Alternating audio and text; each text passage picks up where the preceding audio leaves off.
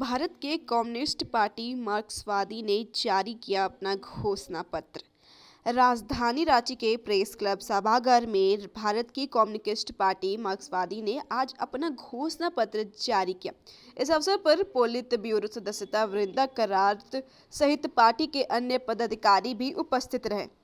पत्रकारों को संबोधित करते हुए पोलित ब्यूरो सदस्य ने कहा कि झारखंड विधानसभा चुनाव में मजदूर, किसानों और जनता से जुड़े अन्य मुद्दे को लेकर सीपीएम अपने प्रत्याशी मैदान में उतार रहे हैं। देश भर में गरीबी और असमानता के मुद्दे को लेकर वे जनता के बीच जा रहे हैं और वृंदा करात ने भारतीय जनता पार्टी पर हमला बोलते हुए कहा कि Bhajpa model code of conduct का खुलेआम उल्लंघन करते हुए आदिवासियों की बुनियादी मांगों को दरकिनार करते हुए जाति और संप्रदाय की राजनीति कर रही है एवं चुनावी फायदे के लिए केंद्रीय एजेंसी का दुरुपयोग भी कर रही है। कहते हैं घुसपैठी कर रहे हैं, घुसपैठी जमीन ले रहे हैं, घुसपैठी बेटी ले रहे हैं। ये कोई प्रधानमंत्री को शोभा देता है? इस प्रकार की झूठ और जहर। मैं कहती हूं अभी जो ब्रांड ऑफ पॉलिटिक्स झारखंड में है, एक तरफ झूठ, एक तरफ जहर।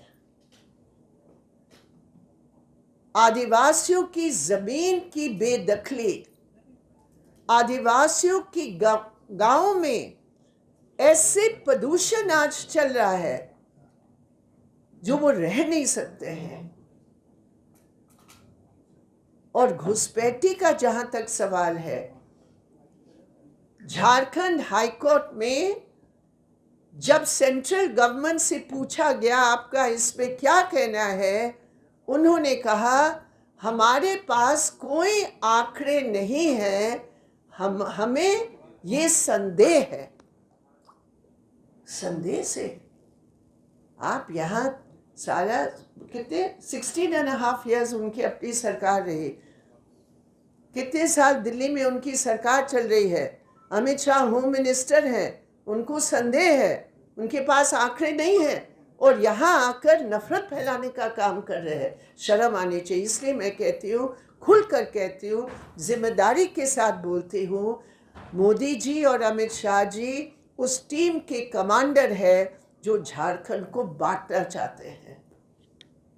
और खेद की बात यह है कि जो मुख्य रूप में जो आज खड़े हैं, जेएमएम और कांग्रेस की जो गठबंधन यहाँ है, इन तमाम मुद्दे पर वो ताक पर रखकर है। हमने देखा जो घोषणा पत्र है इन लोगों का, उसमें कहीं भी ये ओपन कास्ट माइनिंग से, मिनरल माइनिंग से जो डीरेगुलेशन हुआ है, कोई रेगुलेशन नहीं है। हम माइनिंग के खिलाफ नहीं है, हम डीरेगुलेटेड माइनिंग के बिल्कुल खिलाफ है, जो बगैर आदिवासियों की सहमति से, बगैर 5वां शेड्यूल को लागू करके। तो यहाँ हेमंत सोरेन सरकार ने क्या किया? हेमंत सोरेन सरकार की वैकल्पिक नीति, उसके संबंध में क्या है? उल्टा डिजिटलाइजेशन के नाम पर तमाम जमीन को कंप्यूटर पे डालकर, मैं ये कहती हूँ, ये डिजिटल लैंड ग्रैब का एक रूप है जो सेंट्रल गवर्नमेंट ने शुरू की और यहाँ ये सरकार भी उसको कर रही है। दूसरी पॉलिटिकल बात जो है, जब हम सब देख रहे हैं कि संविधान के ऊपर किस तरह हमला हो रहा है, तो जिस प्रदेश में जो मेन सेक्युलर दल है, उनकी जिम्मेदारी बनती है कि तमाम शक्तियों को एक करके वो लड़े।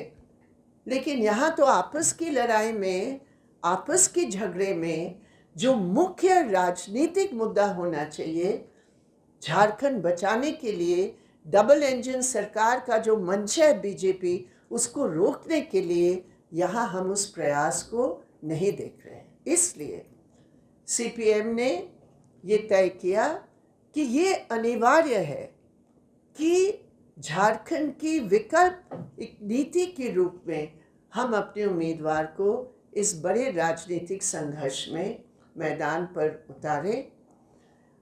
इस पूरे चुनाव प्रचार में हम झारखंड के जो मुख्य मुद्दे हैं उसको हम जनता के बीच लेकर जा रहे हैं।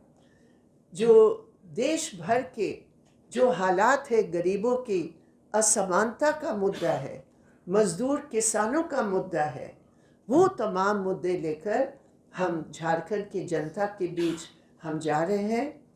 ये लाल झंडा की शपथ है कि आने वाले दिनों में ये 13 तारीख के चुनाव, बाद में 20 तारीख के चुनाव में हम पूरी अपनी ताकत लगाकर झारखंड की जनता की उन आवाज़ों को उनकी समर्थन से विधानसभा में आवाज़ पहुंचाने के लिए हम लोग पूरे तौर पर प्रयास कर रहे हैं।